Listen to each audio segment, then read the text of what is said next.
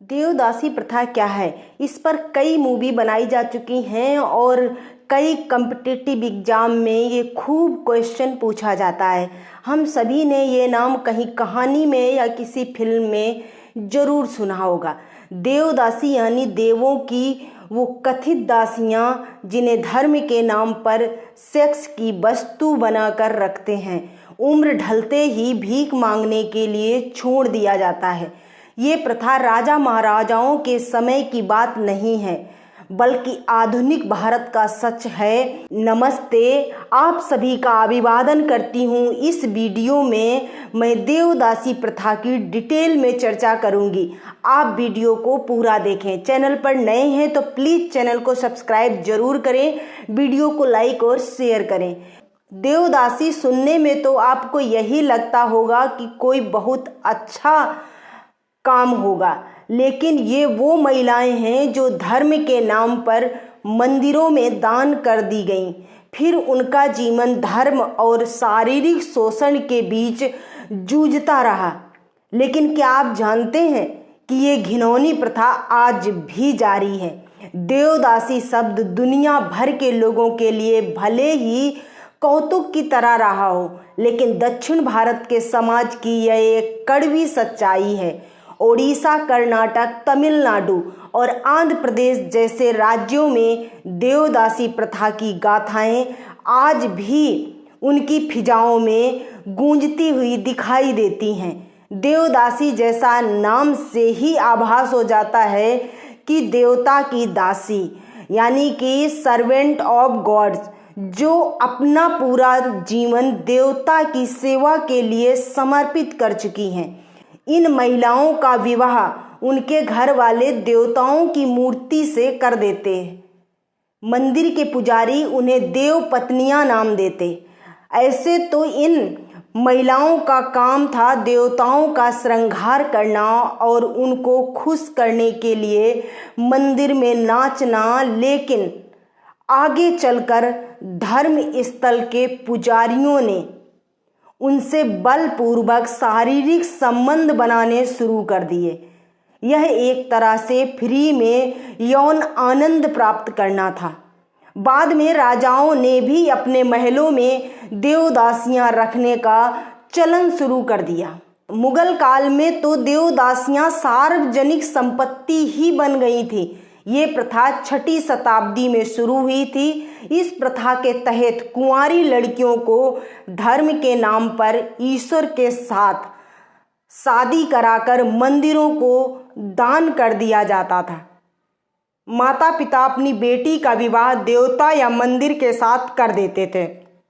परिवारों द्वारा कोई मुराद पूरी होने के बाद ऐसा किया जाता था। देवता से ब्याही इन महिलाओं को ही देवदासी कहा जाता है। उन्हें जीवन भर इसी तरह रहना पड़ता था। कहते हैं कि इस दौरान उनका सेक्सुअल हैरेसमेंट भी किया जाता था। मत्स्य पुराण, विष्णु पुराण और कई पुराणों में देवदासी शब्द का जिक्र मिलता है। कौटिल्य के अर्थशास्त्र में भी देवदासी प्रथा का उल्लेख किया गया है। देवदासियां मंदिरों की देखरेख, पूजा पाठ की तैयारी, मंदिरों में नृत्य आदि करने के लिए रखी जाती थी। कालिदास के मेघदूतम में मंदिरों में नृत्य करने वाली आजीवन कुंवारी कन्याओं की चर्चा भी की गई है। संभवतः इन्हें देवदासियां ही माना जाता है। तमाम विद्वान एक मत हैं कि 5वीं से 6वीं शताब्दी में देवदासी प्रथा अपना एक पूरा स्वरूप ले चुकी थी। राजतरंगिणी, कुट्टनीमतम और कथा सरित सागर जैसी साहित्यिक रचनाओं में भी देवदासी शब्द का प्रयोग देखने को मिलता है। 7वीं शताब्दी में यात्री वेंगसांग ने लिखा है कि उसने अपनी भारत यात्रा के दौरान मुल्तान के सूर्य मंदिर में देवदासियों का नृत्य देखा था। अल-बरूनी ने भी अपने संस्मरणों में लिखा है कि इन मंदिरों में देवदासियां बाहर के व्यक्तियों से शारीरिक संबंधों के बदले कुछ न कुछ रकम लेती थी। अरब यात्री अबू जैद अल हसन ने तो यहाँ तक लिख दिया कि ये देवदासियाँ अपना शरीर बेचकर जो कुछ कमाती वह मंदिरों की व्यवस्था और रख रखाव के लिए पुजारियों द्वारा खर्च कर दिया जाता। इतिहासकारों का कहना है कि 11वीं से 13वीं शताब्दी के बीच देवदासी प्रथा अपने चरम उत्कर्ष पर थी। तब इस प्रथा ने दक्षिण भारतीय समाज में अपनी जड़ें खूब गहरी जमा ली थी। यही वजह है कि बाद में इस प्रथा को धर्म के साथ साथ राज्य का भी सहारा मिला। इस दौरान देवदासियों का सामाजिक रुतबा काफ़ी बढ़ चुका था। उनका सबसे बड़ा महत्व यही था कि वे अपना शरीर सौंपकर अपने देव के मंदिरों को समृद्धशाली बनाती। तमिलनाडु और आंध्र प्रदेश में मिले शिलापट्ट उनके इन कार्यों पर विशेष रूप से प्रकाश डालते हैं। प्राचीन समय से ही हमारे समाज में कई कुरीतियाँ और अंधविश्वास व्याप्त रहे हैं। इनमें से कुछ समय के साथ वैज्ञानिक चेतना के विकसित होने से धीरे धीरे खत्म भी हुए, किंतु हमारे समाज में आज भी कुछ ऐसी कुरीतियों और अंधविश्वासों का व्यापक पैमाने पर अभ्यास किया जाता है जो 21वीं सदी के मानव समाज के लिए शर्मनाक करने वाली घटना है। देवदासी प्रथा इन्हीं कुरीतियों में से एक मानी जाती है। देवदासी प्रथा के तहत देवी या देवताओं को प्रसन्न करने के लिए सेवक के रूप में युवा लड़कियों को मंदिर में समर्पित कर दिया जाता है। एक बार देवदासी बनने के बाद ये लड़कियां ना तो किसी अन्य व्यक्ति से शादी कर सकती हैं और ना ही सामान्य जीवन व्यतीत कर सकती हैं। देवी और देवताओं को प्रसन्न करने के लिए सेवक के रूप में इन जवान लड़कियों को मंदिरों में समर्पित करने की यह कुप्रथा न केवल कर्नाटक में बनी हुई है बल्कि गोवा जैसे पड़ोसी राज्यों में भी इसका विस्तार हो रहा है। मानसिक या शारीरिक रूप से कमजोर लड़कियां या फिर सामाजिक आर्थिक रूप से हाशिए पर स्थित समुदायों की लड़कियां इस कुप्रथा के लिए सबसे आसान शिकार बनी हुई हैं। इसके बाद उन्हें देह व्यापार के दलदल में डाल दिया जाता है। देवदासी प्रथा को परिवार और उनके समुदाय से प्रथागत मंजूरी मिली रहती है। देवदासी एक प्राचीन प्रथा है, लेकिन भारत के कुछ क्षेत्रों में खासकर दक्षिण भारत में महिलाओं को धर्म और आस्था के नाम पर वेश्यावृत्ति के दलदल में धकेला गया, जबकि धर्म से इसका कोई संबंध नहीं है।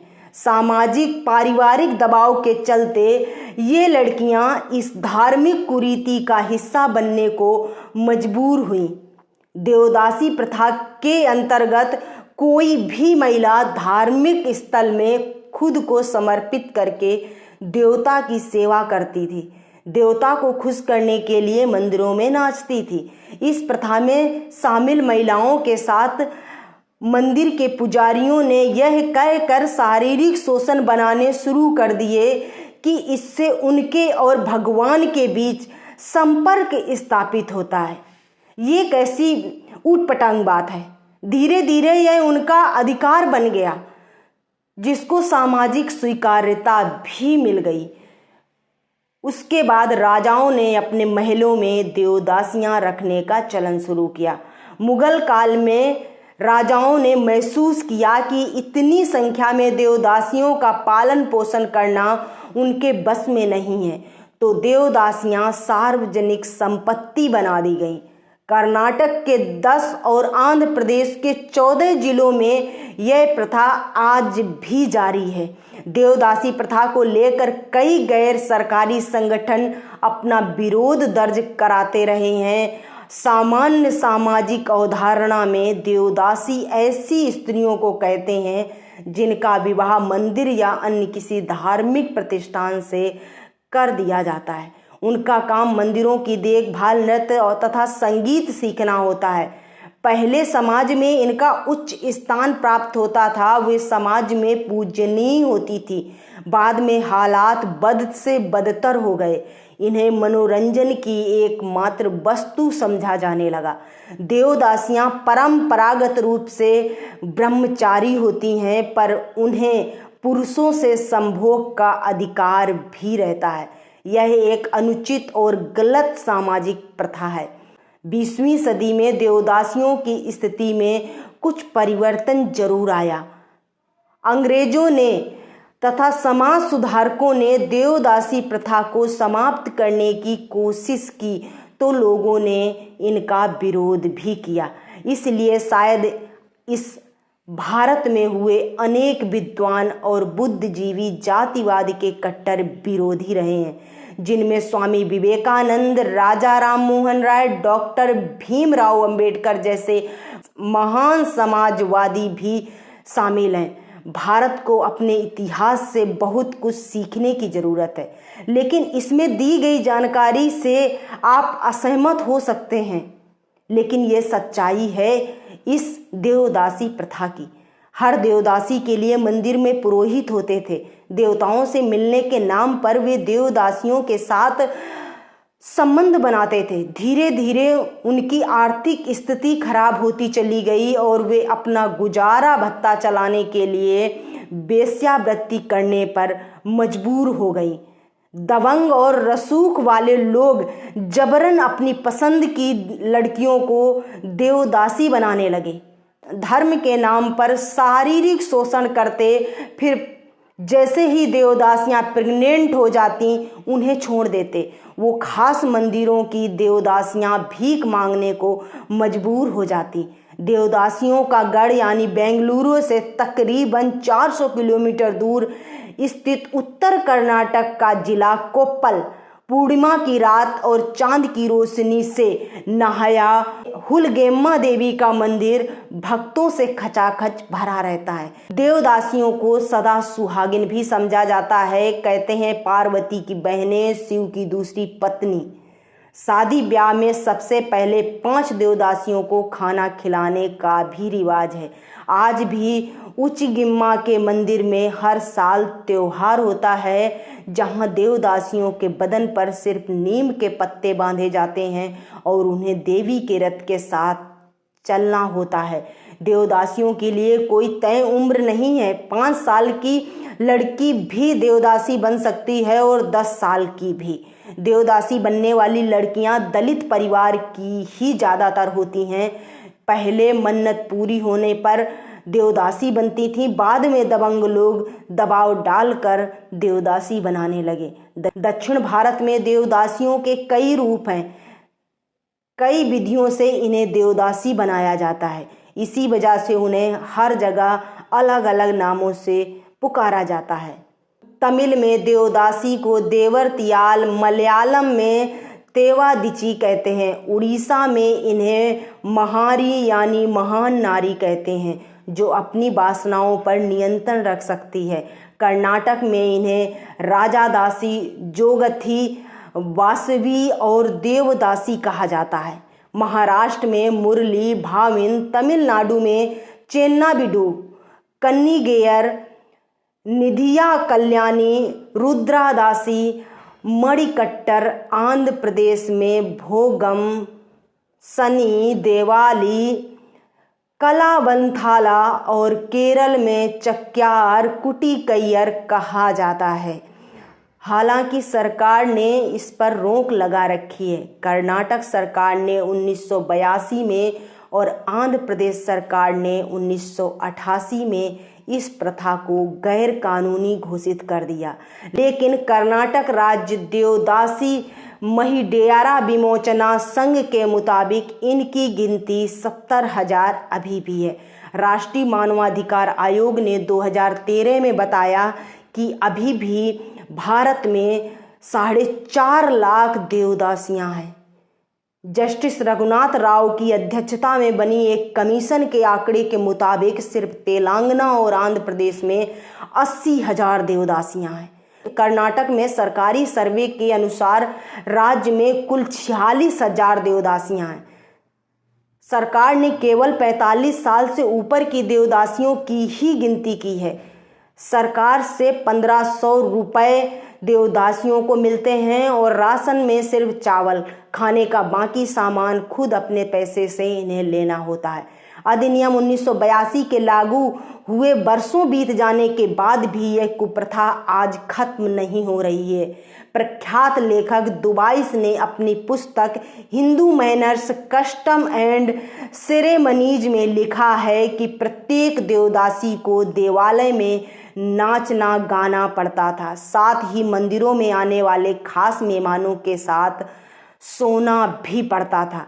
इसके बदले में उन्हें अनाज या मोटी धनराशि दी जाती थी। देवदासी प्रथा मुख्य रूप से कर्नाटक, आंध्र प्रदेश, तमिलनाडु, महाराष्ट्र और उड़ीसा में फली फूली। देवदासी प्रथा यूं तो भारत में हजारों साल पुरानी है, पर वक्त के साथ इसका मूल रूप बदलता रहा। कानूनी तौर पर रोक के बावजूद कई इलाकों में इसके जारी रहने की खबरें आती रहती हैं। हाल ही में केंद्रीय गृह मंत्रालय ने राज्यों को एक आदेश जारी कर इसे पूरी तरह रोकने का आदेश दिया है। बदलते दौर में इस कुरीति को खत्म करने के लिए आम लोगों का भी समर्थन मिलता रहा है। एक समय वह भी था जब कर्नाटक के अधिकतर शैव मंदिरों में रथ यात्रा, रंग भोग और अंग भोग के समय देवदासी की उपस्थिति जरूरी मानी जाती थी, लेकिन अब ऐसा नहीं है। वैसे भी राज्य सरकारें इस प्रथा पर काफी कठोर हो चुकी हैं। मुथुलक्ष्मी रेड्डी को देवदासी प्रथा के विरोध में कई पहले करने वाली महिला कहा जाता है। वह पहली हाउस सर्जन, भारत की पहली महिला विधायक और मद्रास विधान परिषद की पहली महिला उपाध्यक्ष बनी। देवदासी प्रथा का अंत करने के लिए प्रयास करने वाली पहली महिला बनी। आज के वीडियो में बस इतना ही। वीडियो को लाइक और शेयर करें, चैनल को सब्सक्राइब जरूर करें। बने रहिए हमारे साथ। मिलती हूँ अगले वीडियो में। धन्यवाद।